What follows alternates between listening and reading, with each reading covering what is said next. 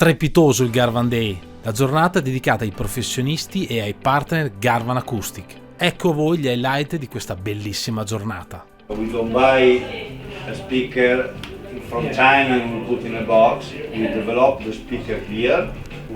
Our supplier are Italian company that provide to us our speaker on our design.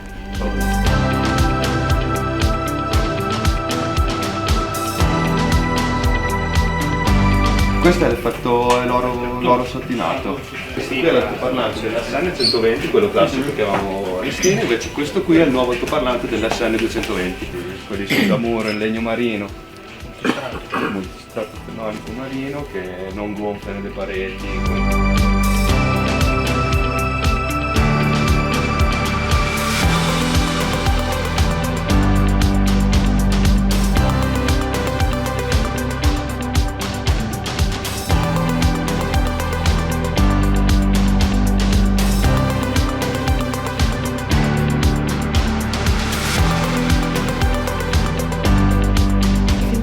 Questo taglio che lei fa tutto a mano interamente, poi viene smaltato, quindi viene cotto nel forno a 1000 gradi e poi viene in questo caso viene smaltato di nero, ma potrebbe essere qualsiasi colore, e poi viene cotto perché sopra viene data la lavorazione con l'oro zecchino, il platino o il rame, che sempre è a pennello, ma cuoce a una temperatura più bassa, altrimenti fonderebbe. Here we have the final product with all the embellishment made by hand and the hand cut. Here you can see the decoration with pure gold, that in platinum, and inside also with gold, pure gold. Lui sta preparando la terra alla modellazione, questo naturalmente è un tornio, e per cui in questo caso verranno fatte delle ciotole. La pallina quando è centrata deve essere immobile anche se è in rotazione, non devono esserci imperfezioni, quindi è un lavoro di muscolo ma anche di corpo.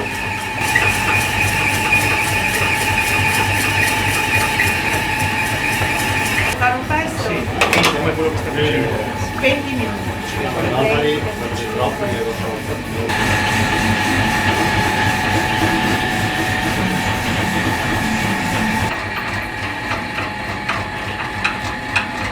Qui viene inserita la terra a pollice, quindi si dice a pollice perché viene premuta sopra la creta, sopra questo stampo, ed esce in questo modo. Poi naturalmente esce una bozza, da qui deve essere tutta rifinita a mano. In questo caso è stato anche ingrandito la base perché è un progetto per una cliente che voleva la stessa Madonna ma in un formato più grande.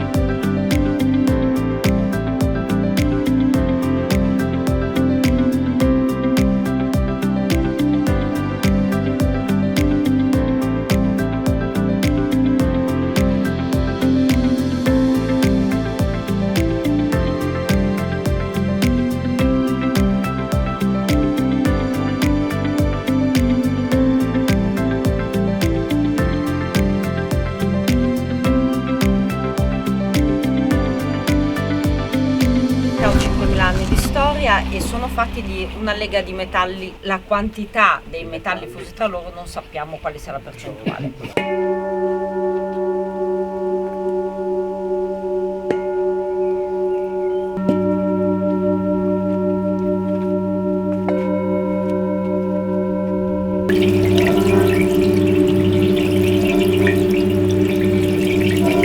Quello che succede all'interno di noi è questa oscillazione di cellule che vanno a spostare i liquidi sede delle nostre memorie e ci aiutano ad avere un ulteriore benessere.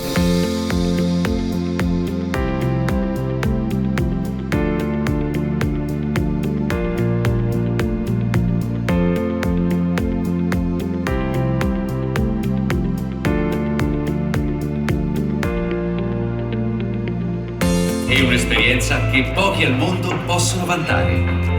Esordì nel moto mondiale nel 1983 con la MBA nella classe 125 e in tutta la sua carriera di pilota ha sempre corso nella 125. Questa è la Garelli che è arrivata ha vinto il mondiale nell'87 su secondo mondiale, quindi 85-87, quella è quella che ha vinto il mondiale dell'87, e la Honda, e invece l'Hondina è arrivata seconda nel 90. Le prime moto che avevano il telaio e il serbatoio che era una cosa sola, portante, per 4 tempi, ed è, diciamo, più evoluta con la sua tuta di Orbia.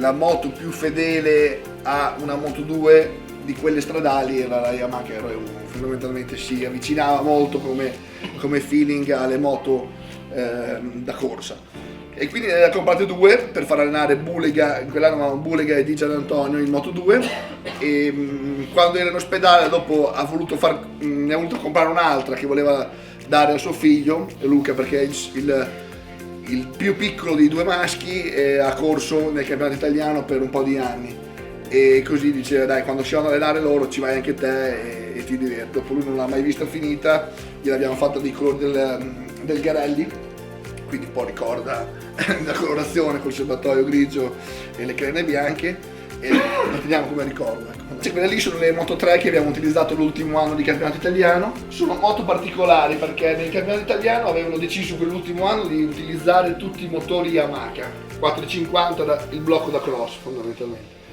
Solo che noi siamo stati 18 anni Honda, quindi avevamo un sacco di telai Honda, quindi quella è una Honda con motore Yamaha, anche lo scarico è simile a quello che vedete lì della Moto 3.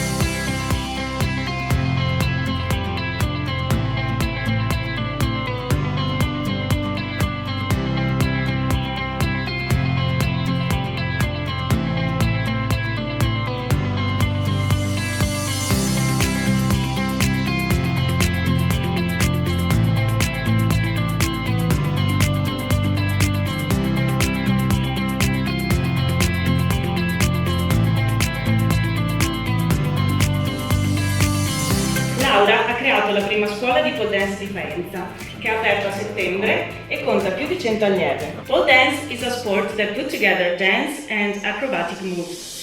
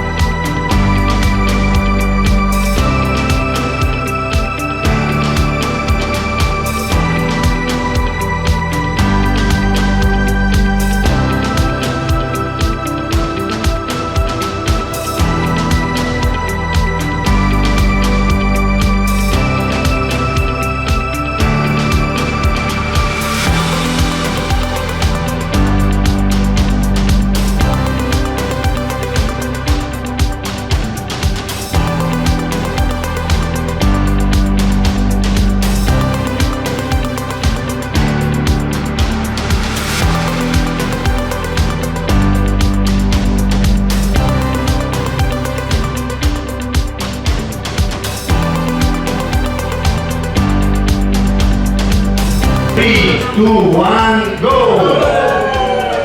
Thank you very much. Thank you.